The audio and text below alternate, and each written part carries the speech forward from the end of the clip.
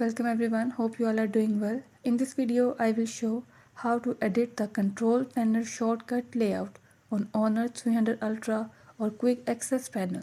Before starting this video, please press the bell icon or do subscribe this channel. Let's start our video without wasting any time.